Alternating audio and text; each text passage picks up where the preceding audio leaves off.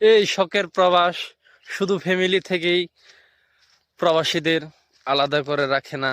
এই শখের বিদেশ অনেক কিছু জীবন থেকে কেড়ে নেয়। যেমন হাজারো প্রবাসী আছে আমার মতো, তারা কখনো বুকে হাত রেখে বলতে পারবে না প্রবাসে আসার পরে সে কবে শান্তিতে ঘুমাইছে।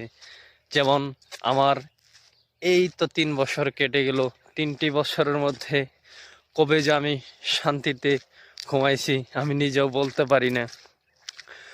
তো আমাদের প্রবাসীদের সবারই মনে একটাই চাওয়া থাকে, কবে দেশে যাব, কবে একটু শান্তিতে ঘুমাবো। কারণ যারা প্রবাসে আছে তারা জানে যে ঘুমের কত মূল্য। হয়তো দেশে থাকে যারা, দেশের মানুষ বোঝে না, তারা দেশে থাকে ভাবে প্রবাস অনেক সুখের জায়গা। বাস্তবতা আসলেও এতটা সোজা না, বাস্তবতা অনেক কঠিন। তবু আমরা প্রবাসে পড়ে থাকি রিজিকের টানে।